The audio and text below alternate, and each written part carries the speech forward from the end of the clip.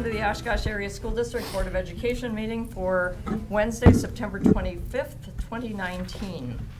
Has this meeting been properly noticed? Yes, it has. Would you please call the roll? Carlin? Here. Evans? Here. Garner? Here. Herzog? Here. Olmsted? Here. Peschel? Here. Szilagyi? Here. We have a quorum. Thank you very much. Joining us this evening, we have two students from Washington Elementary School who will be leading us in the pledge. They are Landon Rentmeester and Zeke Van Meter. So we'll invite them forward to get us going.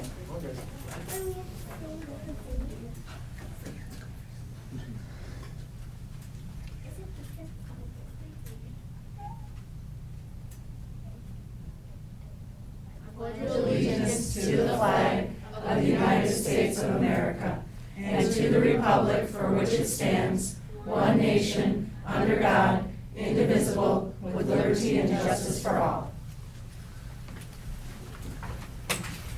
Okay, thank you, gentlemen, for coming out this evening and bringing the fan club with you. Your drivers Landon Rentmeester, thank you so much for coming out tonight and leading us in the pledge. And Zeke Van Meter, pleasure having you here tonight. Absolutely. It's very important to us that we have students that are voting in this because that's why we're here, for our students. So we thank you for coming and your parents and your siblings for their support, and you're all welcome to stay, but if you have other things to do on this beautiful okay, thank you very much. Thank you. Thank you. Thank you. Yay.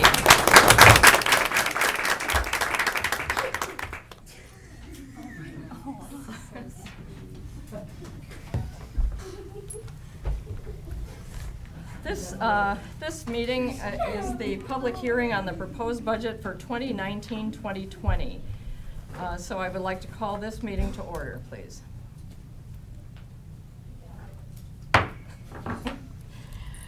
And we will move into the reading of the published budget notice.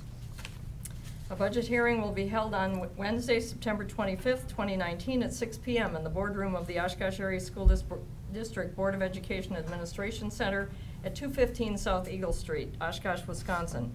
A detailed copy of the budget will be available on Friday, September 20th, 2019 at the Administration Center or by contacting Sue Schnorr at 920-424-0122. The summary of the budget is printed on the sheet I'm reading from, but you can also receive that from Mrs. Schnorr. So now we will move on to agenda item number 3, the presentation of the 2019-2020 budget by Mrs. Schnorr. Okay, thank you. Some of this will be familiar from what I presented a week ago.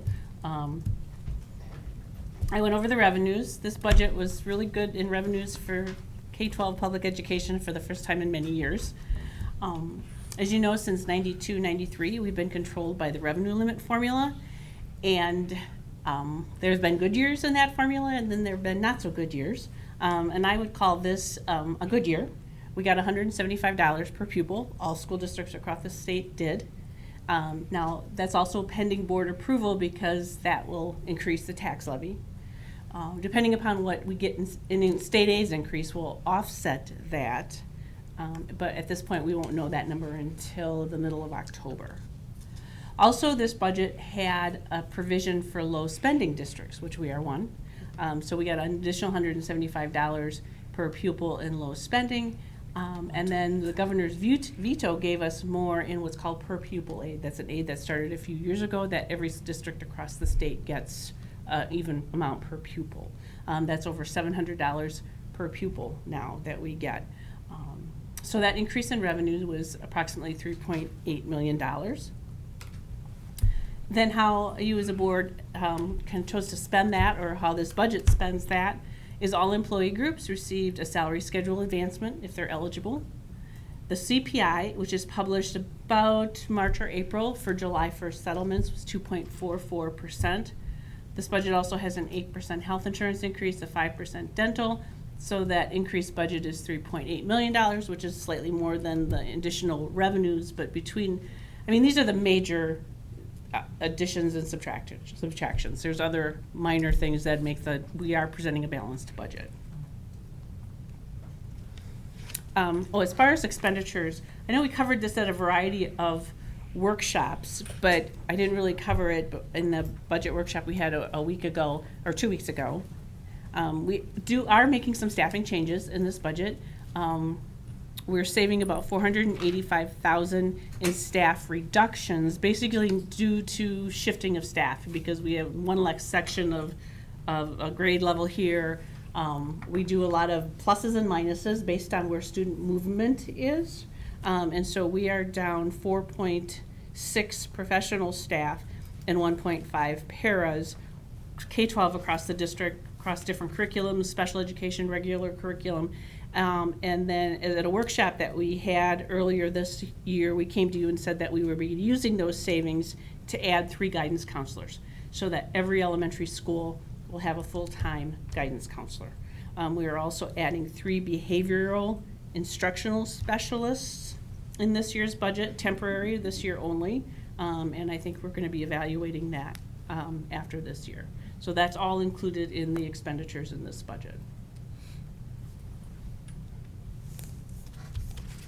I had previously gone over the tax levy with you. This is a very conservative on the high side.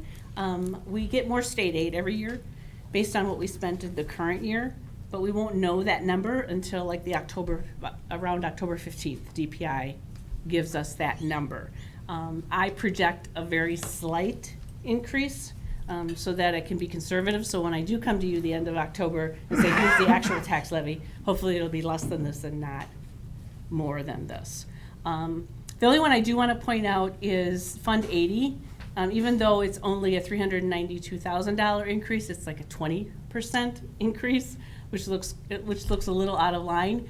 2 reasons for that. One reason is a couple of our CLCs are after-school programs, and we started several of those, and most of them were grant funded when they began, and over time, a lot of those grant funding has diminished. I think we've done a workshop on that as well. And so as those grants go away or evaporate, more and more of that cost is a cost that you can transfer to Fund 80. So another school came off a grant and is being funded by Fund 80. Another area that we added in Fund 80 is the Kimball Auditorium. If at Facility and Finance, you heard Jim Fox, those are you in Facility and Finance, and he'll be reporting in October. Several of the projects that they've done this summer impacted the Kimball. And the Kimball really needs some attention. Due to revenue limits, due to strapped maintenance budgets, we just haven't put the resources into the Kimball that we should. Because that facility is used by the community almost more than it's used by our own in-house staff, it's a legitimate cost to put some of the resources needed to maintain that facility in Fund 80. So we decided to take additional $40,000, added it to the property tax levy in Fund 80, and strictly line item it for Alberta Kimball enhancements or just repairs and keeping it up to date. So that's why the Fund 80 levy, even though dollar-wise it's not that significant, as a percentage it looks kind of off, if that makes sense. Then the other thing, as part of your resolutions tonight, you're approving a budget for 1920. We always have to do this in September because I can't short-term borrow unless we actually have a budget on file. But I thought I'd just explain some of the differences between the revenues and the expenditures, because you're not being presented a balanced budget, but you never are. Revenues don't always equal expenditures for a variety of reasons. Some examples of that are debt service 38 and 39, because we have to levy a different amount than what we're actually paying because of the way our taxes arrive. We tax for a different time frame than what we're actually making a payment. I know that doesn't quite make sense, but because we don't get our first proceeds of tax levy till January, but we always have the district, we have a fall payment due, I have to levy for that fall payment in the prior year. So that's why the tax levy in our debt service funds never matches the debt payment in fund. Another one is Fund 46. That is that long-term capital improvement fund. This last year, 18-19, because I knew we were going to have a surplus we moved money into that fund. And it's just in the budget to do it again. Whether we'll actually be able to move that kind of money over there this year, I don't know, but we kind of put a place marker for it, if that makes sense. Then other long-term projects, Fund 47, that is our energy efficiency project. So we don't have any more money coming in for energy efficiency, but we're still spending out that money. That's why that fund has insignificant revenue, but it has a large expenditure.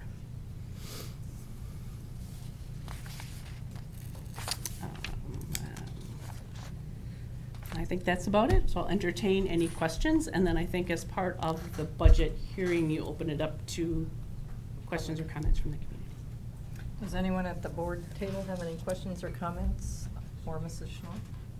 That Fund 40, whatever, 6 or whatever, is that the one that we put the money in, we can't touch it for 5 years? Correct. Okay. So I think we had the first, 2 years ago, we set it up. So Yeah. 3 years from now, you'll be able to draw from it.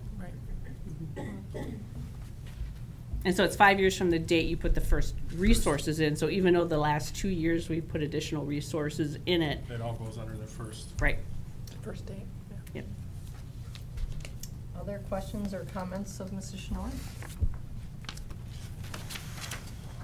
Okay, seeing none, is there anyone from the public who wanted to comment on the proposed 2019-2020 budget?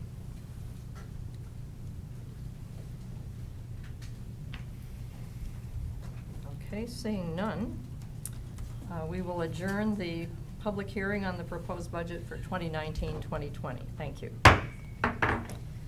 And we will move into our regularly scheduled board meeting for this evening. Has this meeting been properly noticed? Yes, it has. Would you please call the roll? Carlin? Here. Evans? Here. Garner? Here. Herzog? Here. Olmsted? Here. Peschel? Here. Szilagyi? Here. We have a quorum. Thank you very much. Nobody left. We will move into board and administrative reports, starting with the board president report. Just a reminder to the board members, you should have received electronically from Sherry a form which looks like this. This is our annual self-reporting or self-evaluation form for the board. I would encourage you to do that as soon as possible so that these don't get lost.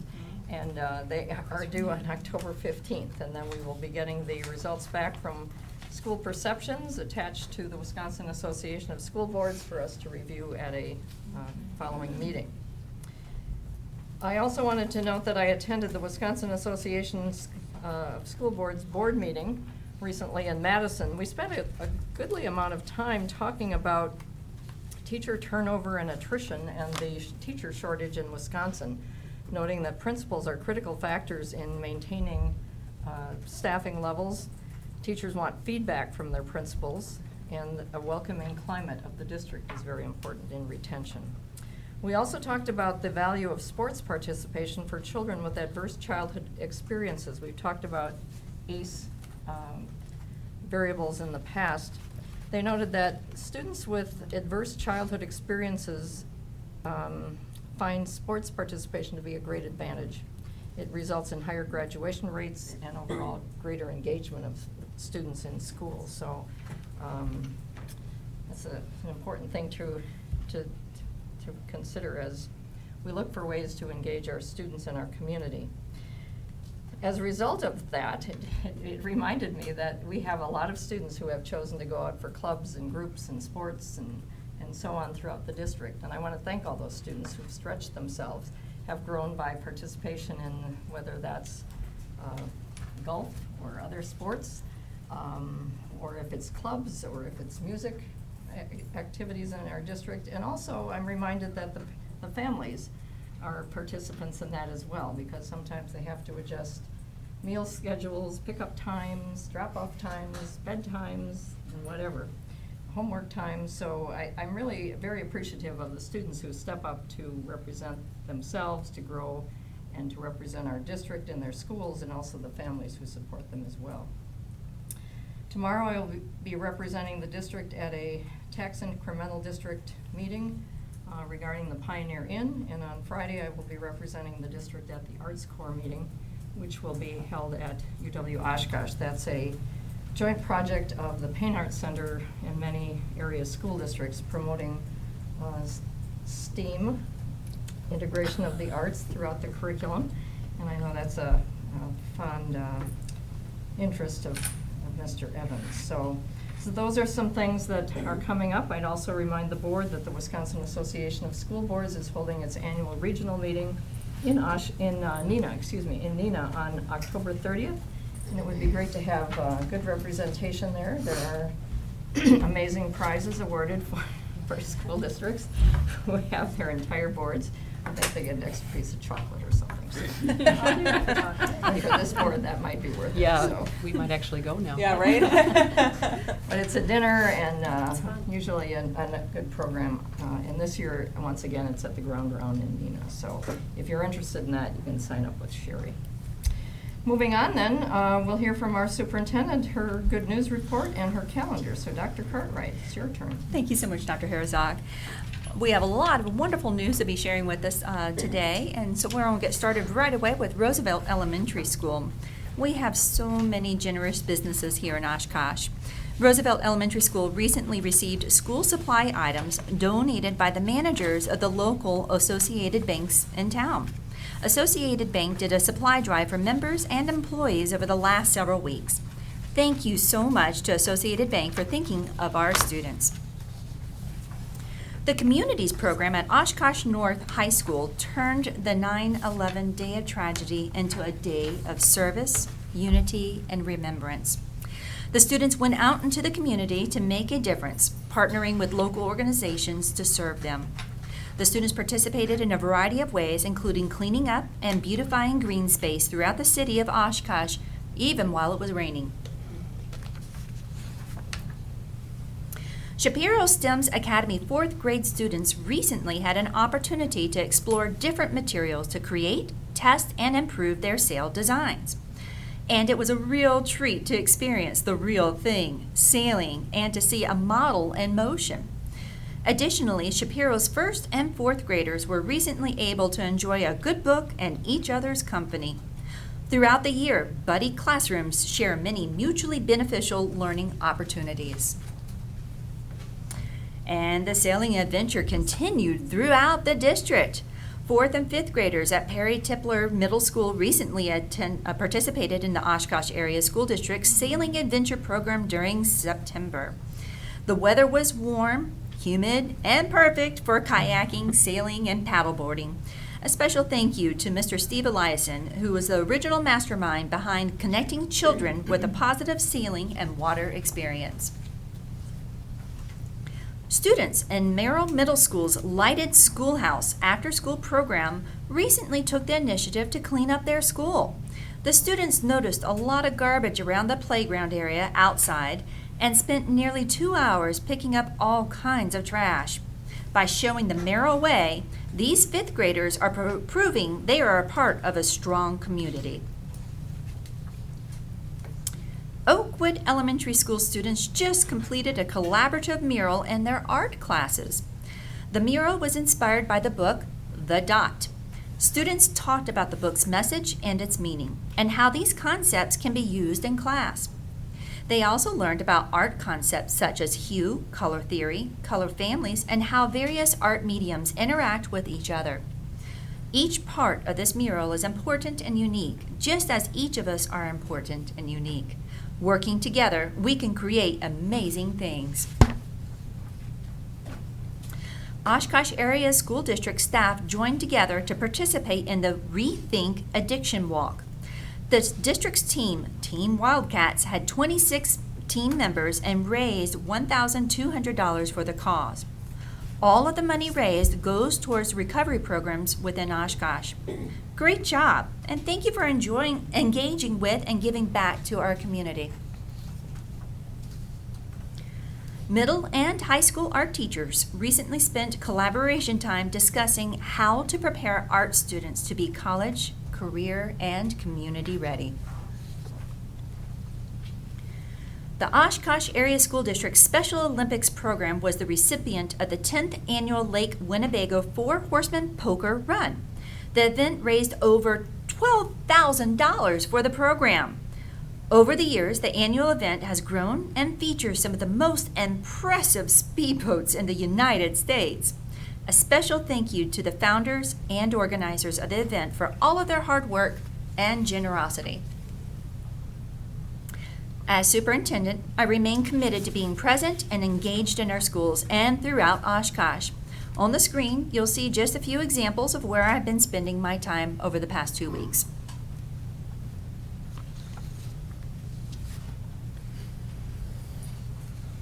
And at this time, if I may, ask for Dr. Gunlock to come up to update us with the Facilities Advisory Committee.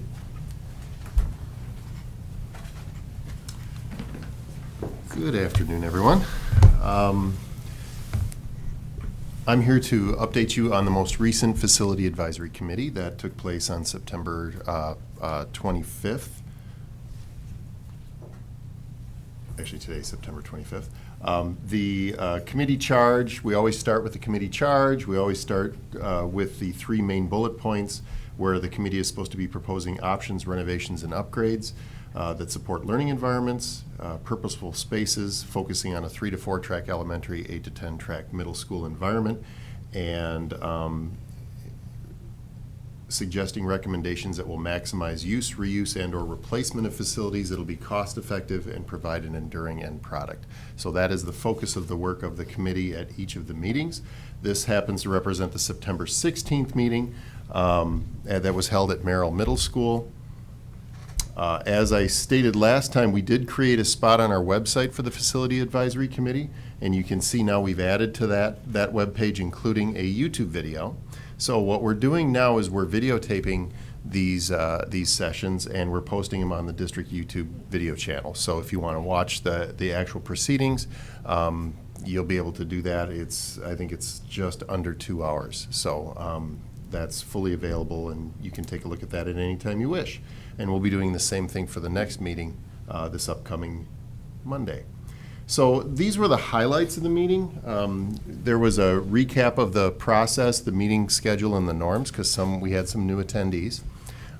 We reported out on what resonated most with the committee and what were some questions and concerns, so they were able to process that. They continued to develop the committee norms. We reviewed those norms. Sue Schnorr gave a OASD Finance 101 quick overview of how finances work in school systems in terms of budgeting and debt management. Then Clint Selly from Bray Architects did a building cost benefit analysis focusing in on preservation versus replacement and how does that work and how are some of those decisions made. And then they began to lay out the master plan framework discussion and the costs related to certain configurations and based upon our size and our enrollment. So in other words, we have X number of students, we have approximately 10,000 students. How could we, in a sense, set up this puzzle so that everything fit properly now and into the future? And he was able to present master plan pathway options A, B, and C, which did not have any school names attached. It was more about sizes of placement of facilities. Didn't even necessarily have maps. So it was kind of just an overview of how would you fit these if you were able to do it from scratch. And then the committee had processing time to take a look at all of that, and by then we were pretty well finished. So we did a meeting 1 debrief and recap, and then began planning for meeting number 3. And meeting number 3 is going to be held next Monday, September 30th at Jacob Shapiro STEM Academy. It's once again from 5:30 to 8:30. And at this meeting, we're going to be talking primarily about master plan pathway options. And the committee is going to be able to dig in somewhat deeper in terms of, okay, which schools, which places, which things would be slated for renovation, et cetera, et cetera. So it's going to be a pretty robust discussion. There's a lot on our plate for that meeting, so it's going to be a very busy agenda. So things are accelerating as we go. And once again, we'll be videotaping as much of that meeting as is appropriate, and we'll be posting that on our YouTube channel probably within 24 hours, probably yet that evening. It basically depends on how much we have to upload. So, any questions? Anyone? Thanks for the videos. Yeah. Thank you, Dr. Oh, sure. Thank you, Dr. Carmack. Okay, moving on then, are there any other district administrator supplemental reports? No, ma'am, there are not. We do have a report available for you for the listening session. Okay. It's me again. All right. So, the listening session report, we had two individuals who came in, and this is really appropriate given your agenda for today. They brought forward concerns about Smith Elementary, and specifically their focus was on the future of Smith Elementary. What was the district going to do with it? And I think their main focal point was preserving the integrity of the exterior of the building so that it was, the historical significance of the site and the building would be preserved and maintained. And we talked quite a bit about that in listening session with them. So those were the only two people who came to listening session. All right. Okay. Thank you, Dr. Pendlock. Thank you very much. Do we have any committee reports this evening? I have one. Mrs. Garner. Facilities and Finance met on September 19th. And we talked about, Jim Fox came in and updated us on all of the summer maintenance projects. And he'll be bringing a full slide deck, so October 9th, put it in your calendars, guys. Let's see, so he talked about the two different funding sources, was Act 32 as well as the safety grants that we received. The Act 32 projects occurred at West High School, North High School, South Park, and Roosevelt. They're also addressing safety risks associated with the Kimball Auditorium, namely the catwalk. I've not been up there, but I understand it's a little sketchy. Merrill and South Park had ceilings replaced, and Oakwood municipal water issue has been addressed. I guess there was some issues at West with the tech ed double doors. They've now been replaced with rated steel doors. And then band, choir, orchestra got 3 sets of new doors. The cafeteria wall tables at Roosevelt have been replaced, which is really exciting because they also added, because they had to put out the long rectangular tables and it didn't seat everybody. So then they also had round tables that they had they were always in the way, and they were always, so now we've got enough tables and they're all new and they all work really well and they're not really heavy and they're not dangerous. Not that they were dangerous before, but they were heavy. Okay. Then there was a discussion around what happens to the boilers in Smith, because we did replace those. Obviously, those are part of the building, and so there was a discussion about, is there any way that we could possibly, at some point, or just keep our attention on it, that if those do become available, we would like to reuse them. Miscellaneous projects, kitchen grease interceptors, it's exciting. More space for communities, and then E-Cook got to build some walls to accommodate some of their specialties. We did ask for Jim to come back with his slides to share with us an overview of all of the monies that we've received through Act 32 as well as the safety grants, to showcase that we have this laundry list of maintenance, and the list is long and it is expensive, and we keep chipping away at it, and it's really clear that I've been on the board now 9 years. We chip and it just, we just can't ever, we'll never get there, right? So it's another really good way of showcasing what is exactly happening with our budget when it comes to maintenance. It is, it's this never-ending issue. So we would like to have him bring that forward so that the public could see that. Our next meeting is October 17th. Thank you, Mrs. Garner. Mm-hmm. Mr. Evans, I believe you also Yes, have I do. some report to share. A report to share. The Energy Committee met on Monday, this past Monday. And the first thing that we talked about is this DEET, Focus on Energy program for Jefferson Elementary School. That Jefferson Elementary School is the only school that eligible for the Focus on Energy program, which promotes reducing energy consumption. A meeting has been requested for the principal of the school between that and Bill Plumman from the Focus on Energy to provide information about the program and provide tips on how to reduce energy use. Facilities update, we basically had the same thing that Allison just talked about, but some of the ones that are producing energy savings is the Oshkosh West High School glass project. They're putting in a double pane instead of single now. Replace 2 boilers with more energy efficient ones, and small LED projects throughout the district as lights need to be replaced. We talked about the re-educating energy conservation buildings. It's a memo so it's sent to the staff explaining why you need to keep doors closed and not open them because it's fighting the HVAC system, and that system is always going to win in that battle. Funding for incentives. Talked about the grantability for renewable energy programs as it relates to solar energy. The group talked about the importance of education and incorporating solar energy into the curriculum and how it could be a learning opportunity for schools involved. And then our next meeting is scheduled for Monday, December 16th at 8:30 in the morning. All are welcome.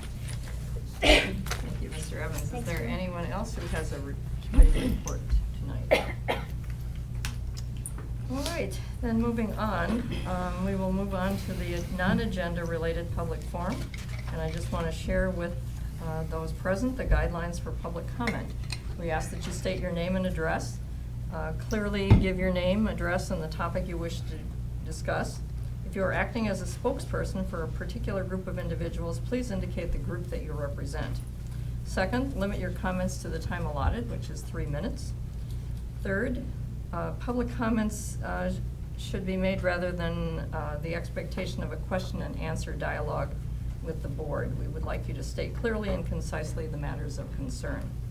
And fourth, remember that the use of specific names of district personnel may lead to legal liability. In such instances, please pursue the district's formal complaint process by contacting the superintendent's office at 424-0160 to direct you to the appropriate administrator. So with that, we will move on to the non-agenda related public forum, and we have one person who signed up for that tonight, and that would be Alicia Alsborg. So we'd invite you to the table there. Hi, I'm Alicia Alsberg, and I live at 1624 Maricopa Drive. And my conversation, or what I'd like to bring forth, is basically about air quality around the schools. We did receive approval to resend out the idling letter, which went out last school year, that we worked with the Sustainability Board on. So that's going to be going out, which is great. But I think we need to possibly take a few more extra steps. Last fall, we put up, and when I say we, the green team at Traeger Elementary put up idle-free zone signs. Basically, and I have a picture of it. It shows a picture of the exhaust blowing on the children. We put these signs up around the Circle Drive because people pull in 30, 40 minutes and they're sitting in that Circle Drive, leaving their vehicles running. Kids are walking past. I mean, the air quality around that area is just not very well. So once we put those signs up, granted, I don't know how to measure air quality, but just from observing, people were shutting their vehicles off. And there usually were the same people, and I actually went up to their vehicles. I'm like, thank you so much for shutting your car off. We put up 3 signs. It was about $70 that we ended up using fundraising money for. But if that would ever be an idea to do at other schools, I'm only familiar with how Traeger operates. I don't know pickup situations at other schools. The other piece of the air quality is also that we have a few drivers that smoke.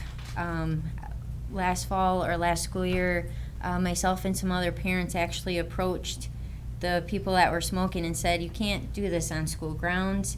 They seemed very surprised that this could not be happening on school grounds. I did this year followed the process, and hopefully that these folks are being talked to, but I didn't know with the air quality, with the idle-free zone, no smoking, if there could be some type of smoke-free zone campaign, just lumping it all together that, you know, the kids are walking by, whether it's your vehicle, and obviously you shouldn't be smoking on school grounds. So yeah, I didn't know if that would be something to throw together, and I would be more than happy to help promote that or work with you, because, you know, it's always a team effort. And I do appreciate what all of you do here. So that's all I have for now. Thank you very much. Thank you. Dr. Thank you. Herzog, may I respond without asking a question? No, this is not, no, you can only ask a clarifying question. This is not a dialogue. Okay. Sorry. Well then, please send me an email. I'd like to give you an update on what the city does related to this issue. Oh, perfect. So, Thank you very much. Sorry. Yeah, I am too, but we have to follow our guidelines. All right, then moving on to the agenda-related public forum. We have two individuals who have signed up to speak tonight, the first being Emily Meyer.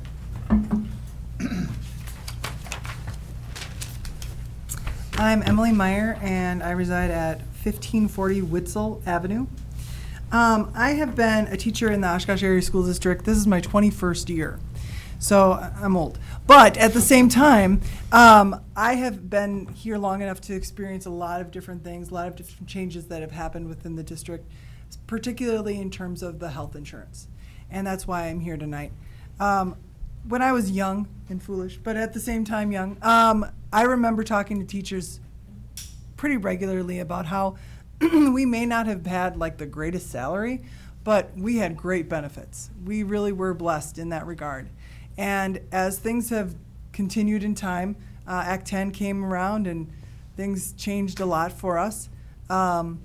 We've just been seeing more and more, I've been seeing more and more of the changes happening to our benefits. And although we started off the year on a very high note, we were told at our first meeting of the year that we were going to be getting this 2.44% raise, and we were also getting a step, which we have lost in past years, where we haven't even gotten a raise at all. But we were told to, just suck it up, and we're going to make it through and just keep going. And I did. I've been doing it. But now with this, excuse me, like I said, I'm getting old. I need my glasses. With this new potential health insurance change, we are currently with GHT, and the idea of potentially going with Anthem for our insurance, it scares me.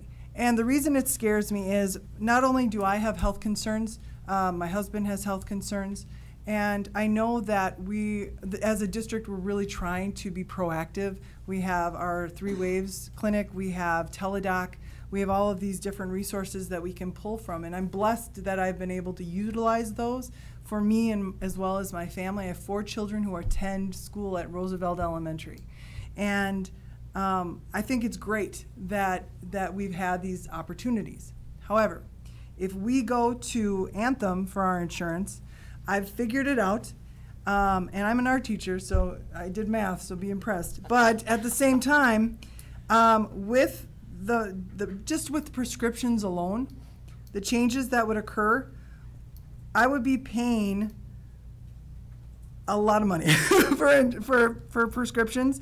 And with my raise being what it was this year, I would have a difference of $64.88. That would be my raise for the year.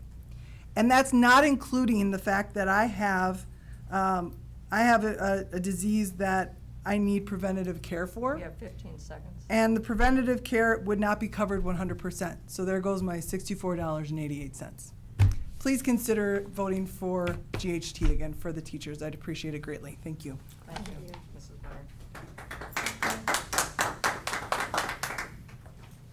Next, we have Mr. James Warren.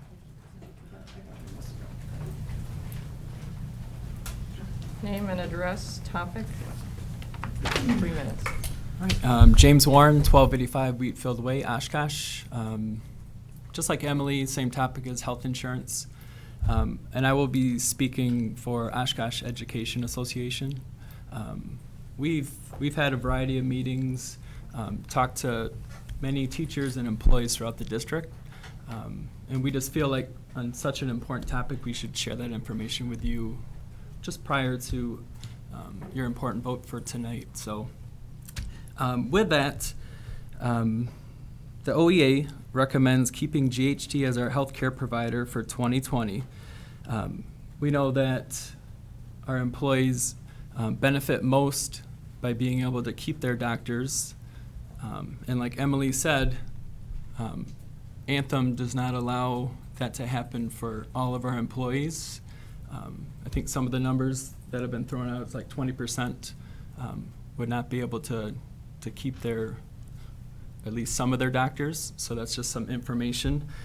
And then to go along with that, we know that GHT, we budgeted 8%, and of course it's 9%. And of course, to show you how important it is, the teachers have come to us again and said they would be able to try to help pay for that extra difference. Now, on our current deductible, it's $2,000, $4,000. You know, if you raise it to $2,100 to $4,200 or something like that, those are all options we hope that you consider prior to this important decision. Again, like Emily said, with Anthem, the medication copays double and triple what employees are currently paying, which is a huge concern to everybody that we talk to. We know how important health insurance is to the employees in Oshkosh. We want to make sure all options have been discussed prior to this important decision. We also would like to recommend just the district as a whole, just to put some more time and energy into health insurance, on educating employees, having more meetings, things like that, just so we can be a lot more better with our money, so we don't continue to go down this path. We know it's a national problem, but at the same time, obviously we can work on it here in Oshkosh. We appreciate the time and energy, of course, that you put into these important decisions, and we just want you to have all the options and information prior to this important decision tonight. So, thank you. Thank you very much. All right. Moving on then, we have one workshop. That is the Smith property determination with Mr. Fox and Mrs. Schnorr. You just said Mrs. Schnorr. Mrs. Schnorr. We're delighted you're here, Mrs. Schnorr. Thank you.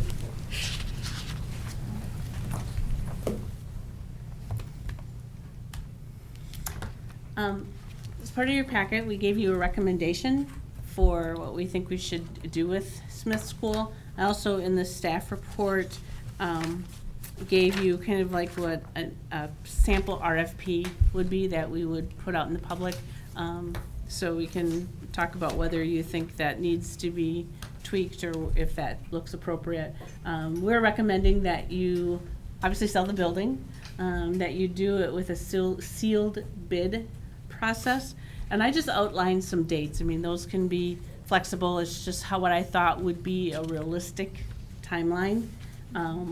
We usually, with a sealed bid process, you have a due date, and then you have a public opening of those bids. It doesn't have to be at a public meeting, but the bids become public as soon as you open them. So even if you go into closed session to open them, as soon as they're opened, that becomes public information. You can then, at any time, go into closed session to discuss those bids, but the bids themselves are public record. So then I thought maybe you'd have a public bid opening before the October 23rd school board meeting with a resolution to approve either that same night, or if you felt you needed to talk about it or go into closed session, you could also go the November 6th meeting. So I've just kind of roughed out what I think would be a possible timeline. The asking price I've left open. I'm not sure if you want to put an asking price out there, if you want to just leave it open for whatever the highest bid is, but sort of set a criteria that you won't accept anything below a set price. Legal counsel said just to put some language in there that you're willing to accept any reasonable offer, but you should require proof that funds are available, so someone just doesn't put in, $2 million, but they don't have any resources to pay you that. And so I'm not exactly sure what that is, maybe a bid bond or something. You can do things like give preference to offers that preserve the integrity of the outside facade or preserve the historical significance or any other considerations you as a board might care to have. I know that was really short and sweet, but I thought that was, I'd open it up for discussion or anything you'd like to see added to the RFP sheet that I included as part of the staff report. Or any other considerations you want added. I also, in your packet is the sample resolution for later on in the school board meeting. And as you know, like an hour before the board meeting, I had to redo this, well, a couple hours, because I missed that we actually have to, as part of the resolution, you have to declare that you don't need the building anymore. So I redid the motion. Board, if you do not mind, I do need to add some supplementary information for you at this point in time. Do apologize about that. Want to ensure that is publicly acknowledged related to the property deed, and so I want to read that out loud. It is included in your board packet on your presentation. We do apologize that it was not presented up here on the screen. The following is a photo-reduced copy of a warranty deed dated 17 February 1928, whereby a transfer and conveyance of Lot 5 of John Smith's addition in the 3rd Ward in the city of Oshkosh, i.e. the present Smith School playground, was made to the city of Oshkosh, ... for the purposes of providing additional playground space for use in connection with the Smith School, ...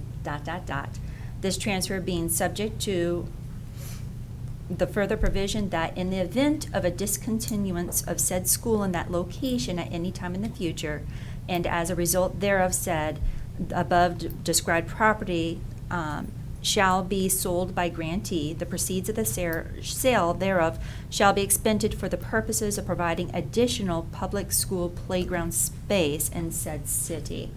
We did get legal interpretation on this, and within the legal interpretation of this, the restriction in the 1928 deed is not enforceable under Wisconsin statute 893.33, action concerning real estate, subsection 893.33, subparagraph 6, provides a 40-year statute of limitations. Therefore, unless a family member has refiled the restriction in the last 40 years, the restriction is not enforceable. The district should be able to, based upon the statute, to get a title insurance company to insure over the restriction. This would satisfy most buyers.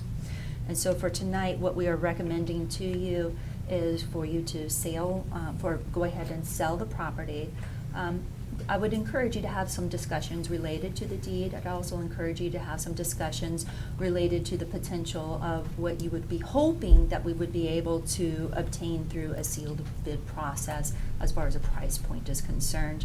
And as previously presented on the PowerPoint presentation, we would also encourage you to consider someone that would be able to take, at a minimum, the historical facade at the outside of the facility, if not the entire, try to preserve the historical architecture and integrity of the facility itself. So those are our recommendations to you for this evening. And we do have this updated at this point in time for you so that you can have that on screen for our public at large to see what I just verbally stated. Sorry about that. Thank you, Dr. Cartwright. What comments or questions would you like to share at this time? I'll start. Go ahead. I would like to start with the deed. Just so that it's I want to clarify the understanding of it, because we've been through this a couple times, is that selling the property, that the deed that we're looking at is just the playground, not the building itself, not the school, right? You are correct. Okay. So I would ask the board, and if you guys want to chime in on it, that I would still consider somehow, can we look at when we do sell, if we choose to sell Smith, that we take that section and somehow get a number on it, like how much that spot costs or what it would be just for that land, and take that part of the sell from the school and put that back into the playground. I know we don't have to because it's expired, but I would think that that's just the best thing that's the right thing to do. You're honoring. Yeah, honoring that, thank you. intent. Yeah, honoring the intent of that. So just putting it in and making sure that it goes towards, we can put it in a fund, I don't know if we can do that, set it in a different fund. And then maybe after we get done with all of the facility feedback and the studies that we're doing on the facility and the group, and see what we're doing there and put that back into new or updating some kind of, outside playground for whichever school needs it at that point, but putting it back towards what they wanted to. Anyone else on the Now, playroom? if we honor the deed as it's written, it would, that money would have to go to playground space. Okay. But since it's non-enforceable, we could just also use it for playground equipment. Equipment, right, yeah. I think that kind of is, hopefully that's what they meant. Or more green space or cleaning up green, I mean, it could be, yeah. I see what you're saying, Jim. So can I ask may I ask a clarification? Thank you. So what you're asking is that we sell the property, a portion of the proceeds of the value of where that playground would have been, Yeah, that whatever that value is, pull aside that amount from the proceeds of the sale yes, for some future public school playground renovation? yes. Okay. That's exactly what I mean. And that's. You said it a lot quicker and easier than I did. Okay, so, but that's not anything that we need to have within our RFP, that's just a discussion point for Oh, yeah. after. future, what we might want to do with that, as it relates to the historical significance of the intent of what that deed was. Right. Okay, just making sure. And so when we sell property like this, I know the money has to go towards one-time use only? No, Right? you Nope. can, well, that would be my recommendation, because it's one-time money. Yeah. But you as a Yeah, board you have have the the right to budget. do whatever you want with that money. You could put the whole entire sale in like a Fund 46, which is your long-term capital improvement fund. You could allocate it towards a special project. There's no stipulation in statute as to what you need to use the proceeds from a building sale for. You as a board could choose to use that money however you see fit. Right. But we can't, I mean, yeah, you're right, putting it in the budget, it's a one-time sell, how do we, you can't put that in the budget and keep that reoccurring for anything. That would not be my recommendation. Yeah, that would be smart, got it. Anyone else? Either about the playground or the other recommendations on possibly giving preference to preserving the historical significance or integrity of the outside historical architecture? I'd be willing to respond to that. So I think, one of the reasons why I like the process that we're embarking upon is because it allows us to be able to communicate to the community that we value some elements of this property, and not just from its historical nature of teaching children for 125 years, but also its historical significance in regards to the architectural, and its significance in the neighborhood alone. So I think those are really important elements that we should expect from a purchaser of the property. And I think that our community thinks that of us, to expect to have that expectation as well, to put some value to that. And I think that's, so I think it's really important that we look for a purchaser that's willing to maintain those elements, and not just maintain. We don't want maintain, we want them to invest in that property in whatever way that they can, through whatever avenues and tools and resources that they have to do that, but to maintain it as a historical gem in our community. I think that's really important, and I think you guys all feel this, ladies. You all feel this way, that the community told us that. I said guys first. So I think it's really important that we keep those elements in there. So I agree, and I think the value of that building is that it's historical, and that's what's going to appeal to developers that would come in and Right. and do something with it. One prime example I can think of in terms of preserving historical significance in the architecture goes back about 20-plus years, and that would be the Oshkosh Public Library. When the decision was made to add on to that building, they looked to preserve what was there and enhance that and not go off in a totally different direction. So there was an attempt made to match the exterior color tones and materials, and also to make sure that that addition blended with the original building. So we do have at least, and I'm sure many of you can think of other ones, but that's the one that comes to mind for me as far as an example of what I think we're talking about here. Mrs. Garner? One thing I do want to just be present to is that one of the reasons that we're no longer able to use the building is because of the condition of it. And so I don't want us to tie our hands, because it might be that the building is at a point where if we wanted it to maintain its architectural feel, that it's just cost prohibitive. So I've heard what the community wants, and I hope we can honor it, and I also want to be really present to people who are interested in the property to know that it might not be possible. I don't know. So you're, sorry, go ahead. All right. So, I think there's, Mrs. Garner, I think there is some real benefit to that line of thinking. And I think in order to get to that point, we have to put out the bid for that, for them, you know, for them to have a chance, the prospective buyers to have a chance to put in their bid and to look at the property and to do all of that stuff, to do their due diligence on that. And so I completely agree with you on that. So thank you. Mrs. Olmsted, were you going to add something? Yeah, I was just going to comment.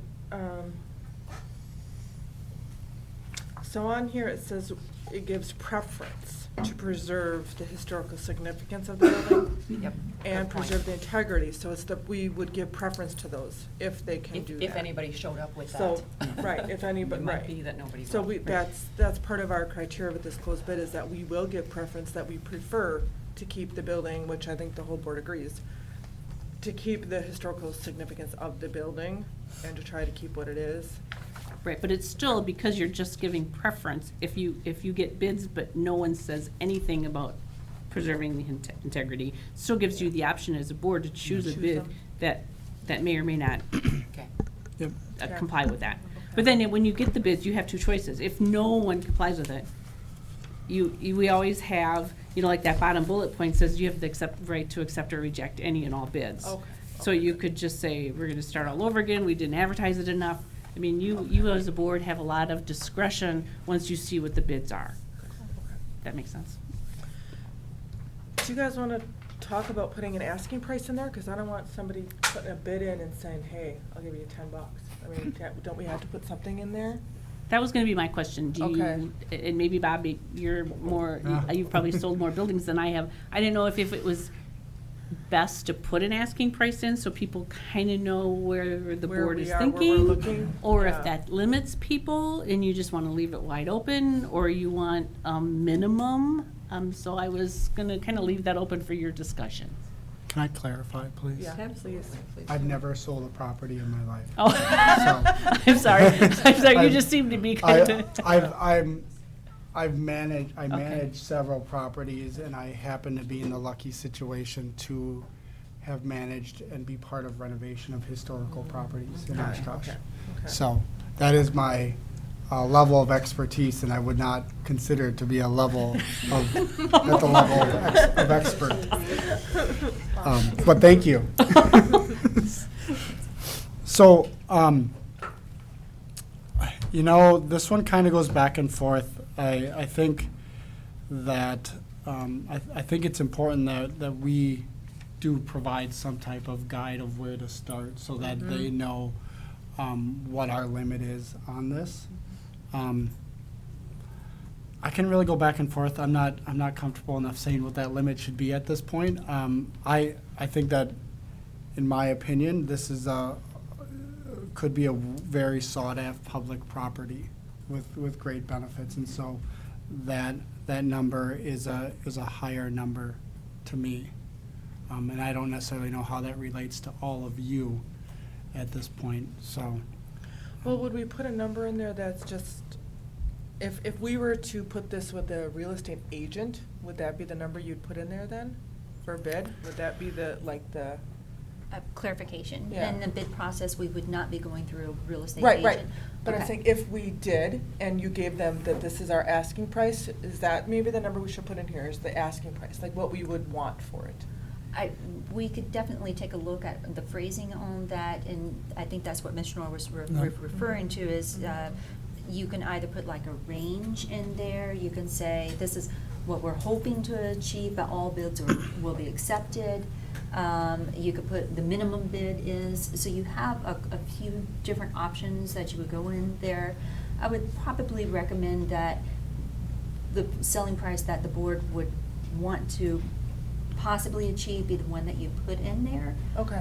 So that way people will get an idea as to what is it that they're really trying to get to. So that way it leads people towards that amount. Right. And when they're making their bid, rather than when you put a range on there, you may get somebody that puts just the minimum amount, rather than Right. going all the way up.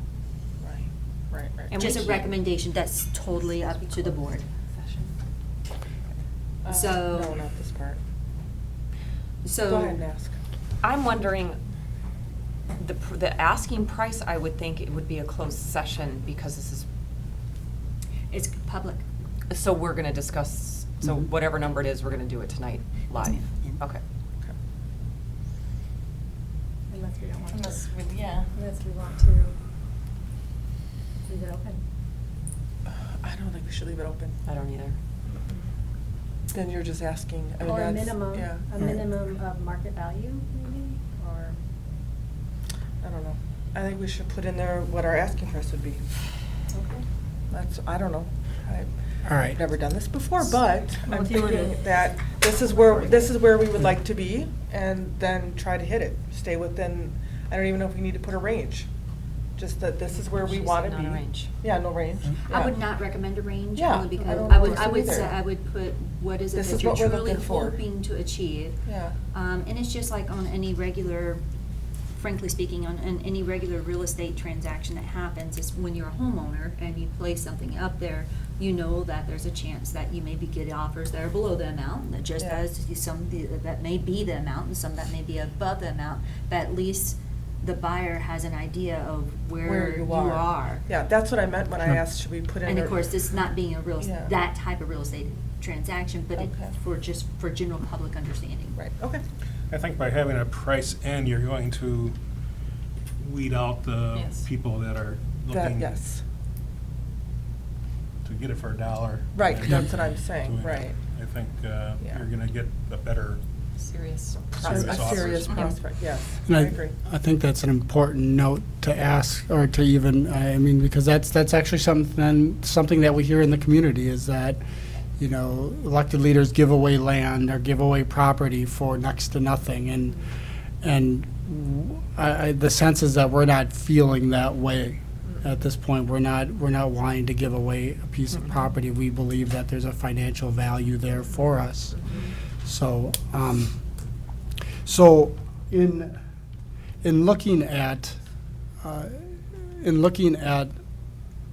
certain values of properties that have been historically renovated and stuff like that, there's a lot of different ways that you can look at this, because anyone who buys this, we're asking them to buy it. They're going to be investing lots, could be hundreds of thousands of dollars into it. They may be very creative in how they get their resources to be able to do those renovations. There's, like I said, there's some tools out there in the community and across the state that can be accessed to help them offset their level of financial investment. And so the idea is that we kind of also have to take that into account, you know, with that, is that they may upfront pay a lot to renovate or to get that until they get the actual resources back through that. So, and I think that's important to note, that anyone who wants to live up to the historic preservation end of this, that may be one of their challenges. So, But nonetheless, I think by looking at other properties and looking at like their assessed values after they've been renovated and stuff like that, I think there's roughly a starting point between, between, I'd say, like the high end of 600, like the high end of just under, like between $650 and $700,000. And we could even go, if we wanted a range, just putting that out there, even though I know you're not necessarily there. It's But that's a tight range. for That's for a- that would be- conversation. Yeah, that's a be- tight yeah, range, that's a So, tight range. and that's a high range. So, we could, be very, it also depends on how quickly we want this to go too as well, Right. So how many people, but, I really think that that there could be a good financial value to this property. And if we were to put it, in that, nothing, never go with a round number, $649.99. I don't know how that works, but just throwing that number out there as just a starting point. We don't have to go with that number, but it's a number to work off of. So, And I thank you for that too, in this conversation alone. So if I could try to summarize here a little bit, we have a recommendation from administration to sell the property. I'm sensing that there's consensus Yes. around that. Yes. Recommendation from administration is also to hold a sealed bid process. Is there consensus around Yes. that? Yes. Okay. Yes. And that the bid opening could perhaps be as early as October 23rd, with a resolution to approve on either October 23rd or November 6th. And I believe there's also consensus around honoring the intent of the 1928 deed, which Yep. would preserve the dollars from the playground portion of the sale for future playground space. Yep. Yep. That Okay. doesn't need to be part of this. No. That's No, important. that's Yeah, no, that's that's just separate, us. but I'm just trying Right, to okay, gauge thank some you. consensus here. And I sense there's also consensus on preference given to offers that would preserve the historical significance and/or integrity of the outside of the building. Yes. Okay, so we're all in agreement on those. Now we have to Yes. decide on what that price point would be. may I please ask a clarification? Absolutely. So what you just said related to those preferences was geared only towards the integrity of the outside of the building. But just by what I heard you say. Okay, so I just want to ask, That's what's on offer the, here. actually, there's two things in here Yeah. related to that. One is the significance, historical significance of the building, which can be extremely different than the outside, the significance of the integrity of the outside of historical architecture. Okay. So I think it's important that we clarify that in regards to what direction we want to go to. Okay, what do you mean? So, and for me, it's a whole. The building is a whole. So I'm much more comfortable with the building as a whole other than just denoting the exterior of the building. May I make a clarification question? Sure. I apologize. No, go for it. You're Um, fine. Are you talking about preserve the historical significance for, when you say as a whole, you're talking about the historical the historical side of Smith, since there is a new addition on there? Or not new addition, but the James is from very, the 19. Yeah, I don't know if the new addition would meet the level of historical significance That's at this just point. Fine, thank you. So I think I'm thinking the original building. Okay. Yeah. So do you like how, on this sheet, this RFP sample sheet I did, I just kind of put 2 bullet points. Do you think that should be worded differently? Are you asking me? Yes. Okay. I think that if we care about the historical significance of the building, we just leave that in there. If all we care about is the exterior, we take out we just take out the first bullet and leave the second bullet. I think that's something we need to come to terms with here, because we're really talking about 2 different things with those bullets. But after the first one, it says and/or. So we can take and/or each one. We Okay. can do this one or this one, or this one and this one. So this one gives us a broader Okay. chance to say something, I think having both of them gives us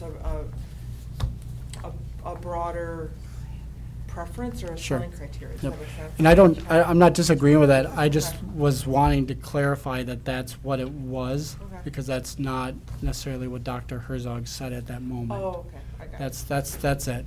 So Dr. Herzog, if we could find whether we have consensus about both of those bullet points, that would be, I think, clear this up. Okay. I'm good with that. I was just reading from the recommendation that was presented to us. Yeah, I think it's fine to have both those bullet points in there. as I agree. written. Yeah, I like both. Yeah, I agree. What about the word outside? I don't think this is a red tie. Yeah, This is red tie. signaling. This is not a red important. tie. Right, yeah. Do you want to take out, preserve the integrity of the historical architecture and just remove the word outside? I think the word outside is actually the difference between the two bullets. Yeah, Okay. I think so Yes, too. it is. Okay, Yes, it is. got it. As long as we're all working on the same operational definition here, makes sense. I think that's broad, so it gives us more leeway. Okay. And I think it also gives, the bidders Yes. a broader leeway too. Yeah. If I may, Madam President, also in the Absolutely. recommendation here, there is a just accidental discrepancy. On the presentation that we gave to you, we said a closing date of the 22nd. On this Yeah. contract, it says the 21st. We would still recommend the 22nd. Okay. Mm. So the Tuesday. Okay. Correct. So Tuesday the 22nd, okay. Okay. I think the one question Is the that price? we need to resolve is the fill in the blank on the Yeah. third bullet, the third dot. Mr. Peschel has offered an opinion on that one or a suggestion on that one. Does anyone else have a preference or strong feeling about that number? I don't really know. Well, with the assessment that, we had, and with the historical value of it, and, It's just the amount of work that it needs. yeah. 649 felt high to me. That's all. I don't have a better number, so. Sure. That's why I wasn't gonna say Yeah.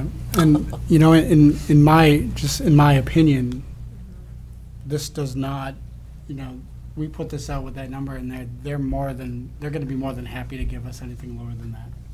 You know what I mean? Yeah. I mean, if that's what they want to do, The idea of having a number there is for them to have something to look at in regards to how we think about it. It doesn't preclude us. We don't have to, if multiple people give us, bids for this, we can take the one that we want. Right. At whatever price that they offer to Yeah. us. And the 649 isn't that much more than what the assessed value was. It's not, we're not going too high, I don't think. I think 649, 699 is, I agree. I think those are good numbers. How do the rest of you feel about that? I think it's fair price. I do. I think it's where the neighborhood where we want to be. So Yeah, and it says other reasonable offers will be considered, so. So do you want to put a single number in there, or do you want to put that tight range in? I would just do Fine. I would just do a single number. Yeah, Yeah, I agree with I that. agree. Okay. 649? Can we agree on the number? I would like the lower of the two. Yeah. 649. I like 49. 649. Not seeing any objections to that. I think there was a comment made earlier about why we're moving this along, and I think the primary reason, at least in my mind, is the fact that we had 3 independent contractors say that they didn't think this roof would last another year. And we don't want to be in a position where there's something catastrophic that takes place with that roof or any other part of that building, and then the district is obligated to fix that, even though there's no one occupying that. So I think there is a reason to move this process along. And On a side note, it's part of this discussion, I'm still on the same topic. I want to thank administration for arranging for the 2 open houses last week, Tuesday evening and Saturday. I had a chance to attend parts of both of those, and I think that was a real significant opportunity for a variety of people in this community who had attended that school or knew of that school to come and celebrate what that school has meant to this community over actually more than 124 years. The original building there right now goes back 124 years, but there was a wooden building on that spot before then that was also known as Smith School. So the actual name Smith School goes back more than 124 years. But I do want to thank administration for having the foresight to provide an opportunity to visit that school. And it was very moving to listen and hear, and I just kept thinking if walls could talk, these walls could tell great stories that have occurred over those many years. So I want to thank administration for organizing that, and the food service for the great food that was there. I understand we ran out, but that was a good thing. And so I just want to say thank you. I don't know that we've done this, the district has done this with other properties that have been closed, but I think it's an important thing to do. All right, do we have consensus then? I believe Are there any other last comments or questions? Good. All right, thank you very much, Mrs. Schnorr and administration. I know you had some support on this as well. So the next agenda item is the consent resolution agenda. For the consent agenda, the board has been furnished with background material on each item or has discussed it at a previous meeting. These will be acted upon with one vote without discussion. If a board member wants to discuss any item, it will be pulled out of the consent agenda and will be voted on separately. The board will consider approval of 1, minutes of August 28th, 2019, regular board meeting. 2, minutes of September 9th, 2019, regular board meeting. 3, minutes of September 9th, 2019, executive session at regular board meeting. Number 4, bills payable. Number 5, personnel. A, appointments, temporary appointments, resignations, and salaries. And number 6, 2019-2020 budget. So moved. Second. Please call the roll. Carlin? Aye. Carlin, aye. Evans? Aye. Evans, aye. Garner? Aye. Garner, aye. Herzog? Aye. Herzog, aye. Olmsted? Aye. Olmsted, aye. Mitchell? Aye. Mitchell, aye. Solaji? Aye. Solaji, aye. Motion carried. Thank you very much. Then we will move on to individually considered resolutions. We have 2, and we will take these one at a time. That's why they're called individually considered, not a consent agenda. The first one is resolution number 7, and this is regarding the Smith property determination. Be it resolved that the Oshkosh Area School District Board of Education has determined that Smith Elementary School, due to its physical and structural limitations, is no longer needed by the Oshkosh Area School District for instructional purposes, and the Board of Education approves the sale of Smith School building by a sealed bid process as filed with the Secretary to the Board of Education. So moved. Second. Is there any further discussion? Like to offer an amendment, putting in, what do we, $649,000 by a sealed bid process. Okay, we would need a second for that. Second. Second. Did you go? Thank you. I didn't know. Okay, it's been Yeah, moved I and don't- seconded. Excuse me, is there any further discussion on that? Mr. Peschel? I guess my feeling and my understanding is that that number doesn't need to be in the resolution. It just needs to be in the bid. That people can come and pick up to build their bid around. So. Okay. Right. So Anyone we don't else? need to. So I don't think it needs to be in the resolution. It just needs to be on that bid with Sue. Well, we have a motion and a second, so it either needs to be withdrawn or else we need to vote on it. Does it have to be withdrawn by the same person that made the motion? Normally it is, yes. It'll need to be voted down. I'm sorry? It'll need to be voted on. We just vote it down. Okay, we can vote it down. Okay. Okay. Any further discussion? I want to be clear that the only reason I would vote it down is because it doesn't need to be in this. Correct. Not that I don't agree with it. If we're sure that it doesn't need to be My, Are we sure? Does anybody know? Sue? Sue, do you know? I don't believe it has to be. Oh, boy. The RFP says you have the right to accept any and all bids or no bids at all. So by, Yeah. you've set expectations for what you would like to sell it as. And it'll be in the final resolution when you actually physically do sell it. All you're approving tonight is the Is that we are same. gonna That we're do a going to sealed sell it, bid, yes. and then Right. we'll take care of, And okay. the other stuff is, yeah. so, just to clarify, if we were to add that number in here, it would read something along the lines, approves the sale of Smith School for And asking. $649. Yeah, we And can't we're put it not, in we're there. not selling the school today. That's just the way that that would read. Yeah. So, so It we'd doesn't have hurt to have it. I mean, But that it's number sort would of be a- in the It's instructions. in the sealed bid. Yeah. For the bidding process. Right. Well, that number is public record Mm-hmm. as of, I mean, kind of as of what we just discussed Mm-hmm, through a consensus process. So that's the number that we agreed upon that would be in the materials that are provided to anyone that requests to take part in the process. Yes.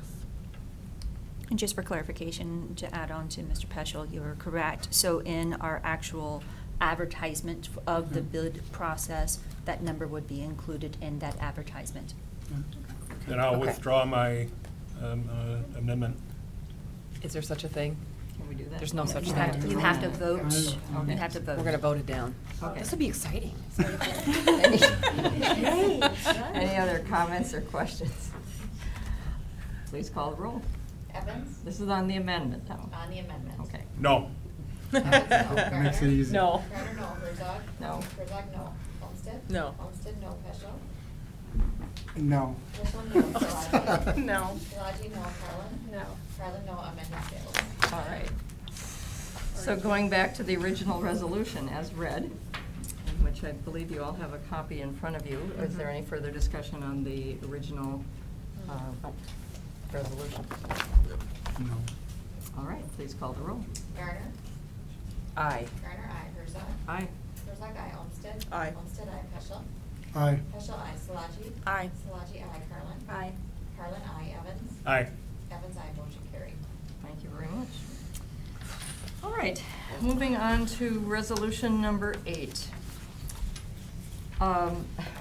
You all should have a copy of this on your screen, at least, if you don't have a hard copy. And this resolution, before we can move and second and discuss and vote, needs a number, or it needs something filled in the blank. So I need someone to move the motion with whatever you want to fill in that blank, so that it can be seconded and we can discuss. So we need the name of a health insurance provider to Yep. go into that space.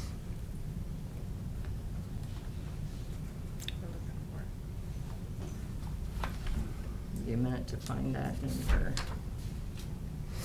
materials. To find it as well. This one. This one? Which page is that? It's page 106 on your electronic. I'm sorry. 6. That's the resolution, but if you go down to 109, that's where the comparison of all of the, Yeah, the list of the providers. Oh, I see where we are. Got it, okay. Excuse me.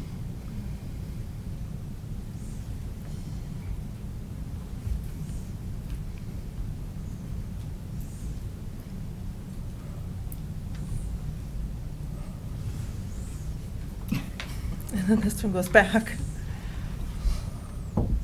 So in order to discuss any of it, we have to put one of the names of one of the ones that we're considering? Yes. But that doesn't mean that we're, No, you don't no, think so? I don't, that doesn't make You think we sense. can just- We just talk about it. And then after we discuss it, then we put that name in there I for the think resolution. We need a motion and second to Discuss it. read the resolution as it is with the Okay, blank. with the blank. And then someone's going to need to amend it, putting in the new. Ah, That way, okay. you're After we not discuss ready to it. discuss. Yes, Okay. yeah, that May was I- so I'm confusing. good with May I, that. may I Perfect. ask a question Sure. of order Yep. on this? Yes. All right, thank you. So the way that I would understand that we would do this is that we would move the resolution to the floor. Once we move it to the floor, we can have open discussion. We don't have to move to amend immediately to discuss specific Correct. plans. So it's just, Sure. it's an open discussion around the potential of any of these Yes. or one of these. Right, I'm Yes. trying to get Okay. us to the discussion stage. Just, Yes. just making sure. So, Okay. okay. Thank you Thank for you. that clarification, I appreciate Thank that. So you. I can go ahead and read this then, right? Okay. With the Yep. big blank in there. Yes. Okay. Be it resolved that the Oshkosh Area School District Board of Education approve the health insurance bid from blank effective January 1, 2020, as filed with the Secretary to the Board of Education. So moved. Second.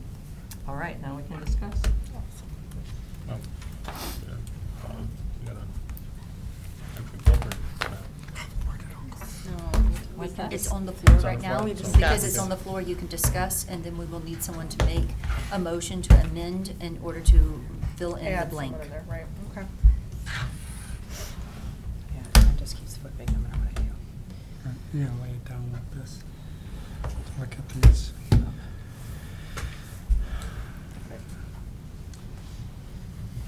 All right.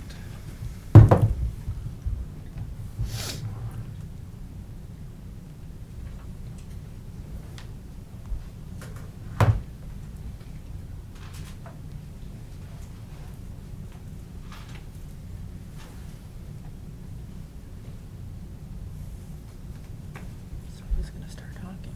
I don't know, I haven't heard the board be this quiet in a long. Sure, so I will start. Thank you, Mr. Peschel. Break Um, the silence here. So first, I wanna acknowledge the several emails that we've gotten from staff. So thank you for that. We do appreciate it. We do understand how emotional this is to you and your families, that this conversation is taking place. I think our hopes is that this conversation doesn't, one of our goals is that this conversation, we don't want it to take place every year, because it's becomes a very emotionally charged, mental health impacting issue for not just you and your families, but also for us a little bit too. So, and my mental health isn't as important as your mental health and your kids and stuff. So I just want to acknowledge that you guys have indicated to us the direction that you would like us to maintain. Okay, so, but with that, I think it behooves us to kind of ask questions about things that you've proposed, and things that have been provided to us. Okay, so I think we were all provided a copy of the OEA's proposal to amend, to add to their, if we're unable to do, to meet that financial element of fully funding GHT. So right now, my discussion is gonna be around what their proposal is. So, and I do encourage Sue Schnorr to be involved in this conversation, as well as Dr. Cartwright. So, so one of the things that was brought up was that staff had made a proposal to add to their deductibles in order for us to keep GHT. So, and I believe that was adding 100 to each level of deductible, whether it was a single. I thought it was 250. Didn't it go from 5 to 750? So Well, the No. the rec- OEA asked, oh, I'm sorry. Yeah, go ahead. OEA had put in it is their understanding that the cost to get from 9% to 8% is a $100 difference. It is not. Okay. Oh, The yeah, difference no. is $250 for an individual Right. deductible and $500 difference for a family deductible. Right. So what I'm hearing is that what you're saying is that if you guys wanted to do that, that number is more like 2,250 and 4,000, what was? 500. 500. So those are the numbers and the calculations. Yeah, it was not. You brought us something, we asked staff to do the math on that, of whether that would fill the gap, so. The employee currently has a $500,000 deductible. It would have to go to $750, $1,500 for the Yeah. Okay. employee. To cover that 1% difference. Correct. Yes, and we Okay. have For that this the year. first time, for this year. Correct. Starting January 1st, 2020. Okay, And that's not part of what we That's asked not in for here. in the RFPs. correct. So Correct. Would that require another go-around? No. Mm-mm. Okay. You have the right, once you choose a vendor, you have the right to negotiate with that vendor. Okay. So we have asked GHT, because their original renewal was 1% more than what we budgeted, what could you do to get us down 1%? And that's what they came forward with. Yeah, and they came back with us Yep. increasing those. Correct. Yes, I remember. Okay. One of the other concerns through that proposal was the change in the level of service in regards to when their HRAs were initiated, when the use of the HRA would go into effect. And one of the, from what I understand, one of the bids that if we were to go with them takes away an element that they would then have to do. Yep. And so, It's still there, they just have to do it. correct. So I had asked Dr. Cartwright about if we went with that company, what could we do to either have a third party work with Anthem to continue that type of process and stuff like that. And so the Anthem at this point does not work with anyone, from what I understand, across the board in doing that element. That's something that if we went with Anthem, that if we advised them that we would want that component, that they would work to incorporate that component if it was feasible. Clarification, they Sure. might be willing to work Might with be. us on that. Thank you. Okay. Yes, So- they said they would be willing to, but Oh, sorry. Thank they you, would Ms. be Shore. willing to work on that, but there's no guarantees as to when or how effective it will be. Okay. And a quarter of our employees use the HRA now, in 18, and then another quarter, so it's. Correct. Okay. A Because quick- these numbers were, A clarification, it's not employees, it's participants. So Participants, good. it includes spouses, Yep. any dependent. Okay. Along with the employee that Okay. utilizes our insurance, Oh, so pardon me. that's a big So number. it's approximately 4,000 Okay. participants. It may be that we're lowballing that estimate, so we're saying approximately of everybody who uses the insurance. A quarter of of them. them currently take advantage, or Okay. during 2018 took advantage of the HRA feature. and in 19 too, same. In It's about the same. 19, only because this is an ongoing year, and we're Yeah. only mid-year through, we were Got not it. able to give you an approximation on that percentage. Got it. Okay. Do you know offhand, Mrs. Schnorr, how many years we've been with GHT? I answered that question in one of my PowerPoints earlier. I I'm sorry. think, no, that's okay. I don't remember myself. I think it was Since 6 or 2000 since 7. 2012, it's in her PowerPoint. Oh, thank you. Yeah, a long time. And do you have some recollection of how much the increases have been from year I to do. year? I do, All right. They're double digit. yeah. They're I killing don't our think budget. I've ever been, since I've been on the board, it's never been under like 7-8%. I remember one year it was 11. Yeah. I thought we had a 13. Yeah, yeah. We had a 3 a few years ago too, but it's all driven, it's a health trust. So It's it's all really driven by driven by our usage. users. Users. And that was something too, so in these numbers, on your PowerPoint, I had a question about when it said that, like last year, our, that word, Our usage? Claim rate? our claims. I think Sounds like- our claims were at 19%. 115. 115, and then this year they're at 97%, but that's as of September. We have a whole quarter to go yet Correct. this year. Well, and that's not even, I mean, September is just now, so that would have been as of probably the middle of the summer, to be able to give us that kind of data. Commissioner, if I recall correctly, you were saying that the 97% was based off of 6 months usage. Yes. Thank you. Oh, okay, thank you. Got it. Okay.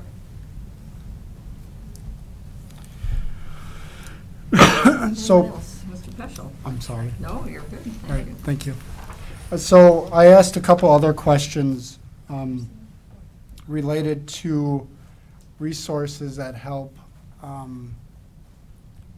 that would help staff and their families who utilize these healthcare programs, what types of resources they might be available, helping navigate the transition to looking for potentially new providers, new doctors, specialists and stuff like that. Yep. So, and one of the programs that, that's on here is Aurora has a nurse navigator program.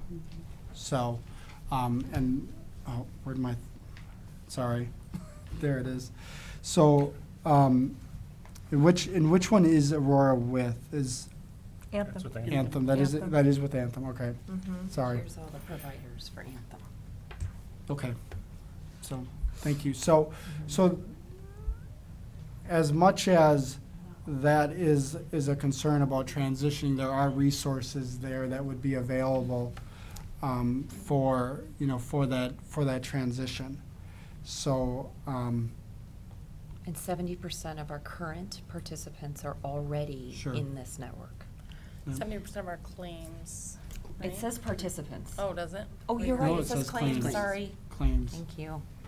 So, do we know, I mean, that's a good question then, because I think some of us had that number in there as people.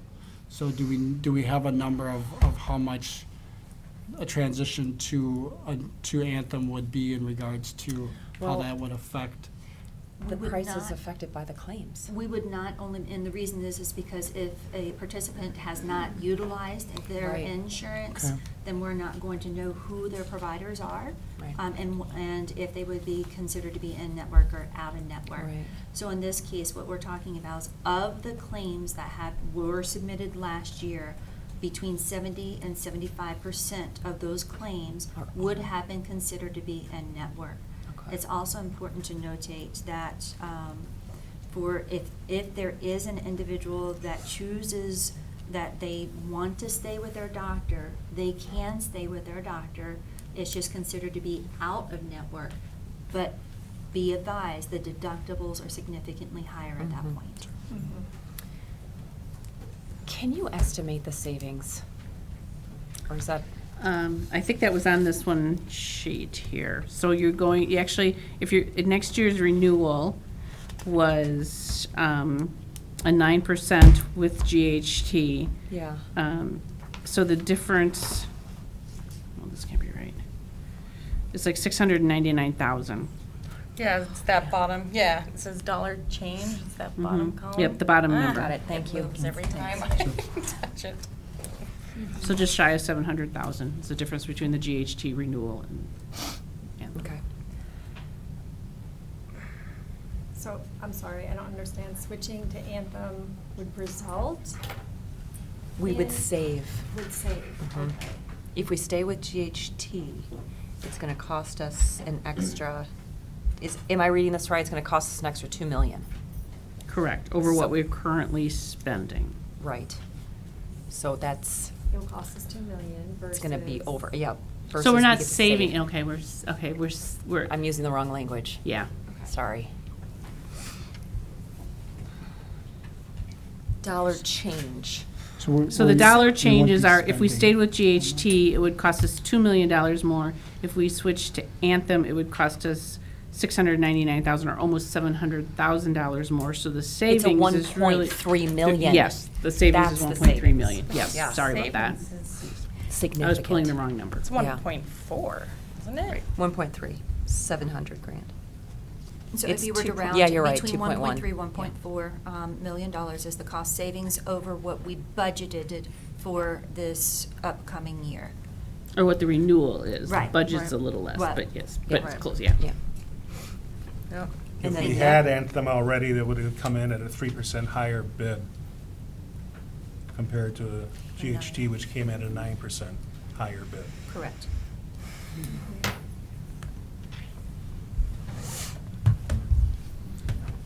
Right. Any comments or questions? We've had some talk about the prescription drugs and the difference here, going from 0 to 15 on this short end. The higher numbers are the same, but it starts at 15 and jumps to 45 instead of 0 and 15, so it skips 1. Does the 3 Waves Clinic have prescription drugs, and are those free? Yes, you can get prescription drugs from 3 Waves. But they're not free. Yes, they're free.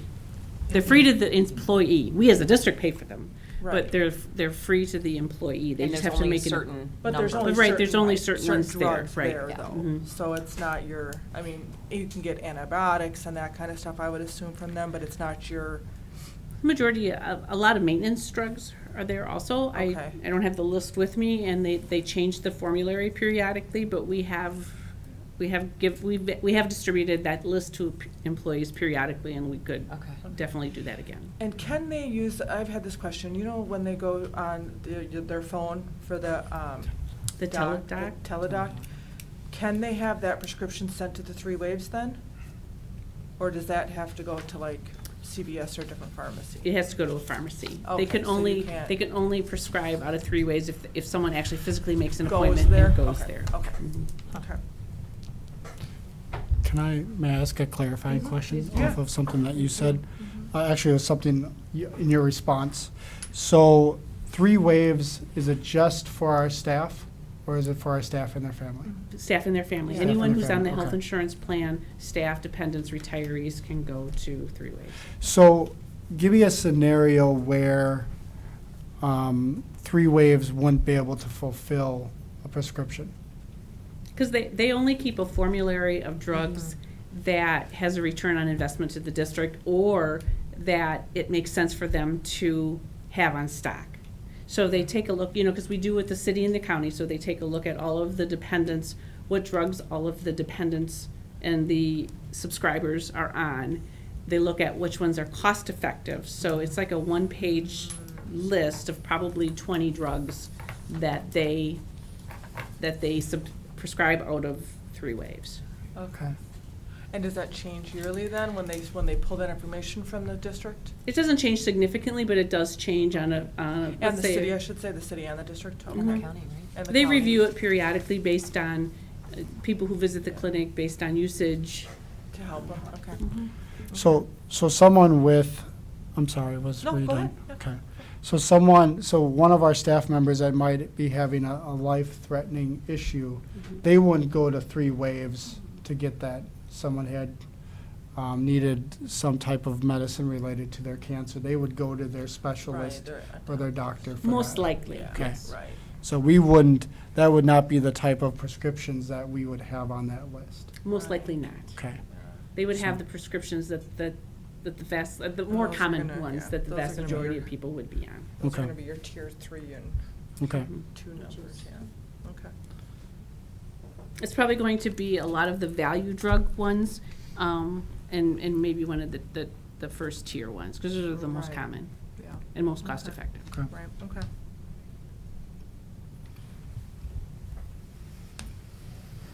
Other comments or questions?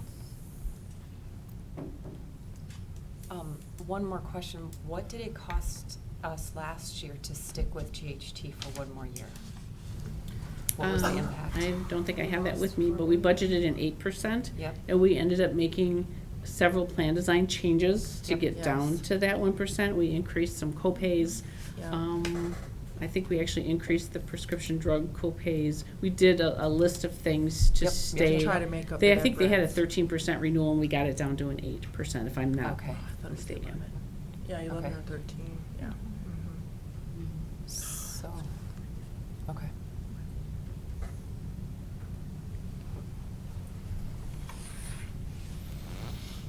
Has everyone had a chance to weigh in, who wishes to? Just, I guess, it's a new age for health insurance and how it works. I'm in retail, so I'm always thinking ahead. My holiday order is placed, and within a week or so, I'm going to get my spring back-to-school catalogs. I know teachers like to hear that, but I think that forward-looking helped me, because for myself being on the board, because we also need to look forward. And we mentioned it last year, but this GHT is unsustainable with the increases that we're getting. We just can't. I mean, next year there's going to be another 8 to 10% increase, and at some point we're just going to have to. Do it, Yeah. Rip the Band-Aid. And that's pretty much what I said last year when this came up, is that it's not sustainable for us to keep going with them because they keep getting so much more expensive for us. So I think I said the thing that frustrated me last time was that I felt like there were a lot of employees that might have had a better deal if we switched, like, you know, more coverage and lower deductibles, and we just didn't have time to discuss all of it. So is it fair to say that Anthem might be better for some employees? Might be better coverage? Or? It's pretty identical to the coverage we have now. Okay. It is. Like last year when Okay, we so it's talked the same. about, when Network Health was one of the ones on the table, they actually had a proposal that eliminated all co-pays. Anthem's plan pretty much matches what our GHT out-of-pocket co-pays are. And in fact, for some, because of the prescription drug, will be more. Okay. All right. And just with the clarification, the deductibles, if we were to stay with GHT, would increase versus Anthem, they would remain the same as to what we have this year. Right, okay. And to clarify for these drugs, so we've got tier 1 is 0, and then it'd be 15. Tier 2 is 15, and then 45, and then tier 3. I mean, it just eliminates the 0, so then they would jump up. So it's, yeah. So it's the same, except it just starts earlier with those tiers, from what I'm understanding? Yes. But now, the formulary could be different. I mean, if every company has a different formulary drug for in the each drug. tier. So, Got it. and because we didn't dig that deep in, a drug could be on the 45 level at GHT, but only be on the 15 level at Anthem, or vice versa. Okay. So just because an employee has a drug now that's 15 doesn't necessarily mean that that drug will be 45 under Anthem. Thank you. It could be, Okay. it's possible, but Right. it doesn't necessarily mean it. All of these companies have different drug formularies. Thank you, okay.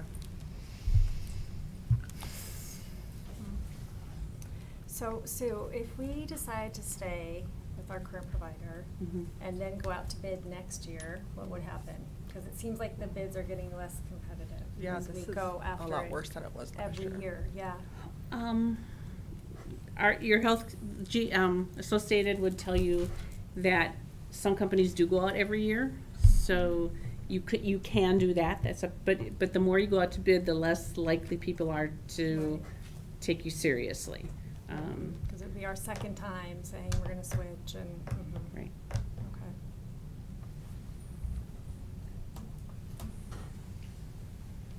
Mr. Frischel. Sure, thank you.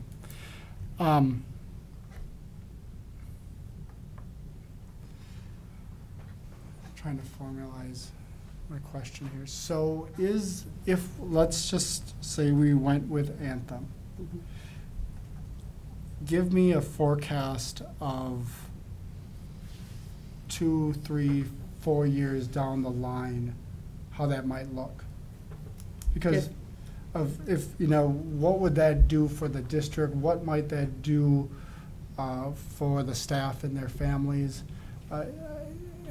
And trying to take that out of the context of talking about this from year to year, what's the long impact of doing something like this? I find that really hard to answer.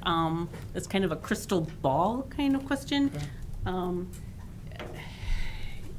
You know, they they've willing to given us- lock, are they willing to lock in increases for the next 2 to 3 years? No, they're only willing to give us a 1-year rate guarantee. None of them are willing to Okay. lock Well, it in. Anthem gave us I thought- an 11% Yeah. rate guarantee for year 2. Our Associated, our benefits consultants say they rarely do that. But they did give us an 11% rate guarantee for year 2. But that means after that, Can you 11% or explain that? lower, right? it No. means that that our rates will not go up more than 11% in year 2.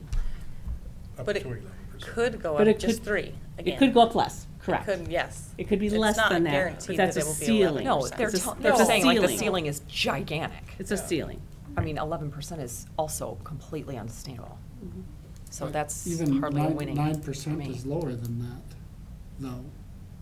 I mean, we know But GHT G- isn't but willing G- to guarantee anything. GHT came back, well, it sounds like we started off at 13, but we got them down to 8%. That Yeah, was but this they last do year. it This, every year. Every year GHT comes back with a different number according to what our claims were, because they're a trust. But Anthem is telling us that they're already telling us that there's a good chance that they're going to increase up No, to. they're just saying that they will never. won't go over 11. They won't go over 11%. It's not, it's hardly like even a nice thing to say. If they're trying to negotiate, it's like. One thing big you whoop. can guarantee with insurance here is that every It's year it's going gonna up. go up.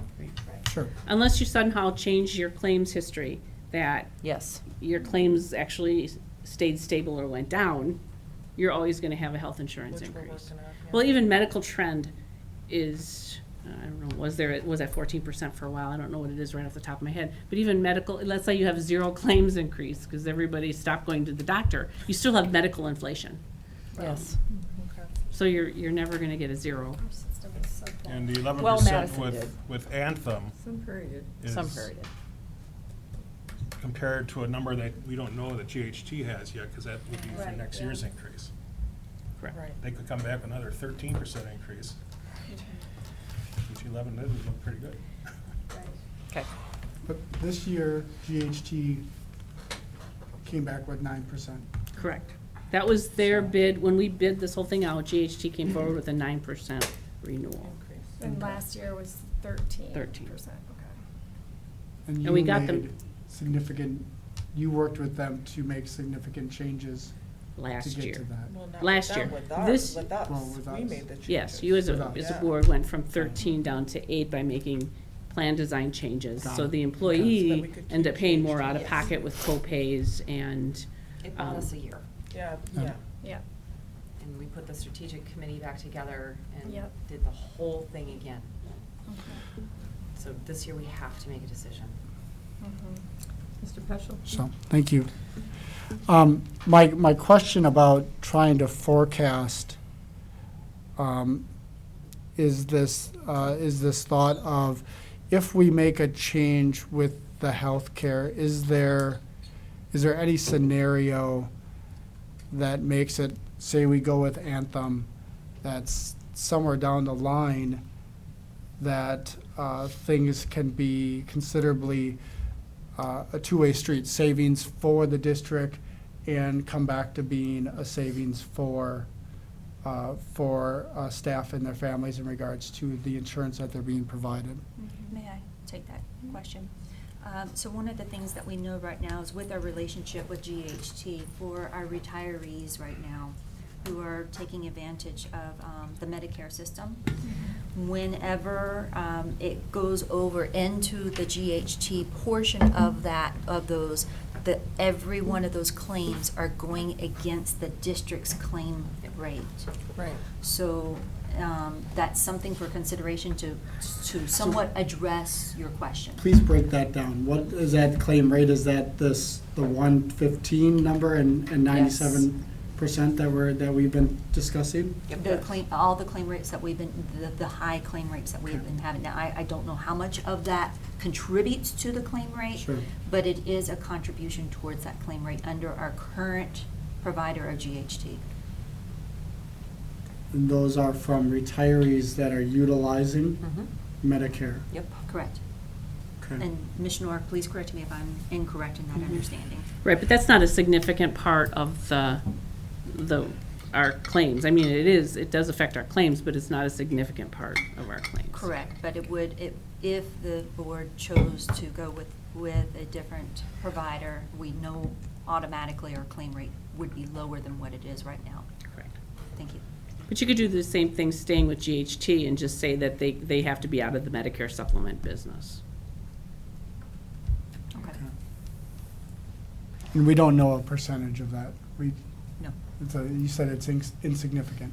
It was somewhere between 100 and 200,000. I don't remember the number right offhand. Okay. That it hits our claims each year. Just a point of clarification, when you talk about retirees, we have people who can retire at age 55, or they could retire at 57 and start drawing from their Wisconsin retirement system dollars, but they're not on Medicare until they reach, I believe it's age 65, correct? Correct, So you have correct. people who are not on Medicare and retired, and you have people who are on Medicare and retired. Right. You've changed your post-employment benefit, but you still have a lot of people that are grandfathered into being able to stay on the district's insurance till they're 65. Right. So yeah, those claims affect your claims. Yes. And down the road, probably 20 years from now, when all the grandfathered folks are out of the system, you'll have a plan that doesn't allow retirees to stay on your plan any longer, but that's 20 years down the road. But what you can change right now is once an employee turns 65 and you're done paying as a district, GHT has allowed those people to stay on as a Medicare supplement. And I was always under the understanding that that was cost neutral, and it currently is not.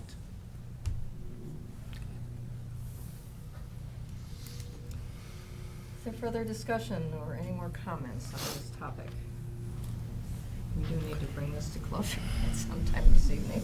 So, I'm sorry. Sure, right ahead. So at the beginning, I indicated that, our hope is that we don't have to do this every year, but being reminded through this process is that it sounds like we are going to continue this conversation every year because we're not approving anything, correct? We're not approving anything for more than 1 year at this point.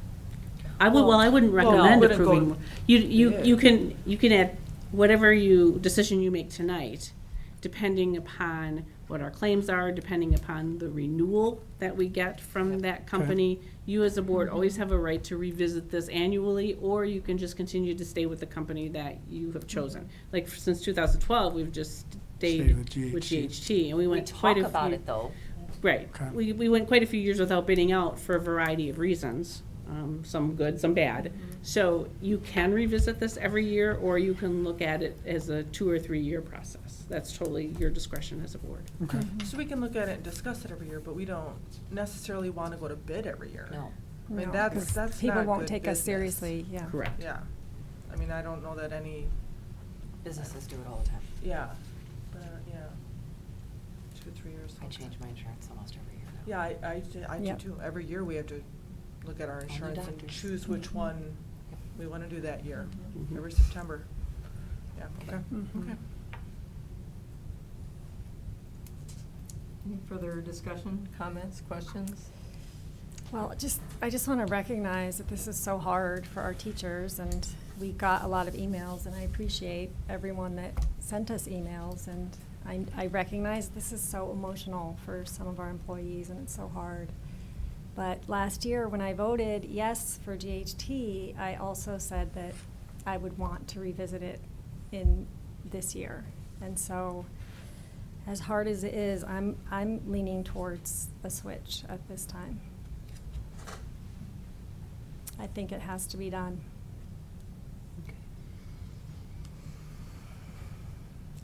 Well, we would need an amendment to the motion as read and moved and seconded. We need to fill in the blank at some point. Yep. I would like to make a motion to put GHT in. Is there a second? No, under Robert's rules, then that dies for lack of a second. Make a motion to put Anthem. Second.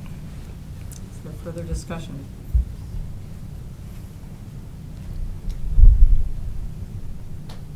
Further discussion? Mr. Peschel? Sure. I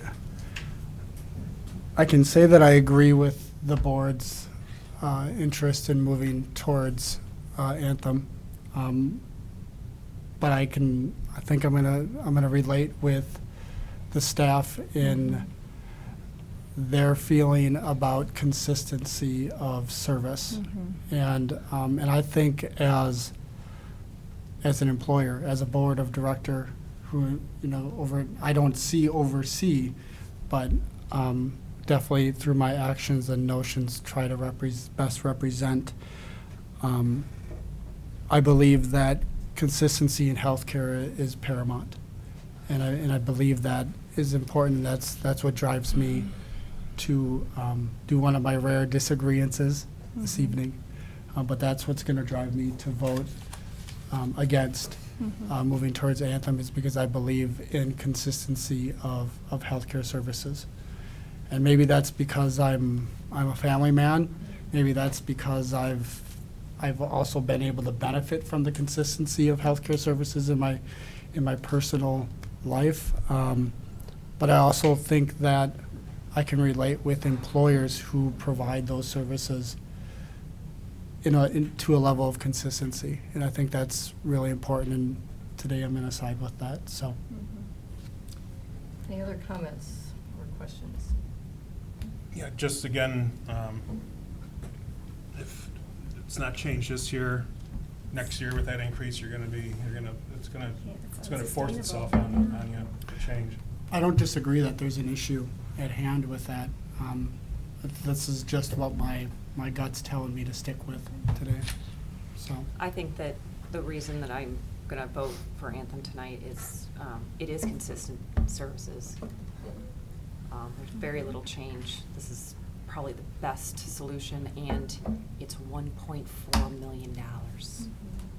And we cannot responsibly move forward on other things if we don't make decisions like this. That's the way I see it. Okay. Please call the roll. On the amendment. Yes, on the amendment. well, okay. What is the amendment, just so we're all on the same page? Anthem. Okay. Herzog? Yes, or aye. Herzog, aye. Olmsted? Aye. Olmsted, aye. Peschel? No. Peschel, no. Szilagyi? Aye. Szilagyi, aye. Carlin? Aye. Carlin, aye. Evans? Aye. Evans, aye. Garner? Aye. Garner, aye. Amendment carried. I'm sorry? Amended resolution. Amended resolution.